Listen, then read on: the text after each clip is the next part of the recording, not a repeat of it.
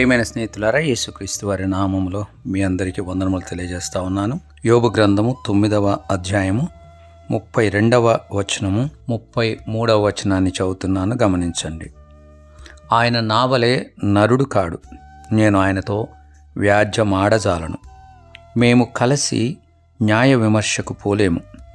మా ఇద్దరి మీద చెయ్యి ఉంచదగిన మధ్యవర్తి మాకు లేడు. ఇది యోబు చెబుతున్నటువంటి మాటలు. వాస్తవానికి యోబు చాలా ఇబ్బందికరమైనటువంటి పరిస్థితుల గుండా వెళ్తున్నాడు. తన యొక్క శరీరం అంతా బాధకు వేదనకు గురైనటువంటి పరిస్థితి, మరణమే శరణ్యము అనుకున్నటువంటి పరిస్థితి.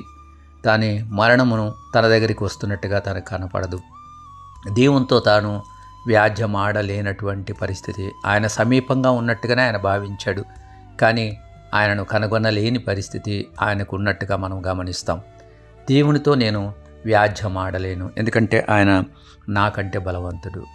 రెండవది, దేవుడు నావలే నరుడు కాడు, కాబట్టి నేను కలిసి వ్యాజ్యమాడజాలను అన్నటువంటి మాట, న్యాయ విమర్శకు నేను వెళ్ళలేను అన్న మాట యోబు మాట్లాడుతున్నాడు. అంతేకాదు, తమ ఇరువురి పైన చేయి ఉంచగలిగినటువంటి మధ్యవర్తి మాకు లేడు అని ఆయన మాట్లాడతాడు. అనగా దేవుని పైన, అలాగే నరుడుగా ఉన్నటువంటి యోబు పైన చేయి ఉంచి వారిద్దరికీ సమాధానము చేయగలిగిన, వారిద్దరితో మాట్లాడగలిగిన, వారి వ్యాజ్యాన్ని ఆయన అర్థం చేసుకోగలిగినటువంటి వ్యక్తి లేడు అన్నమాట యోబు వాడతాడు. యేసుక్రీస్తు వారు ఈ లోకంలోనికి ఆ యొక్క మధ్యవర్తిగా వచ్చాడన్న వాస్తవాన్ని మీరు గమనించాలని నేను కోరుతా ఉన్నాను. తిమోతికి రాసిన మొదటి పత్రిక 2వ అధ్యాయంలో 5వ వచనంలో అంటాడు పౌలు గారు, దేవుడొక్కడే, దేవునికి నరుడుకున్న మధ్యవర్తి ఒక్కడే, ఆయనే క్రీస్తు యేసను నరుడు. యేసుక్రీస్తు వారు ఆయన మధ్యవర్తిగా వచ్చాడు. దేవునికి నరులకును మధ్యవర్తిగా ఆయన వచ్చాడు.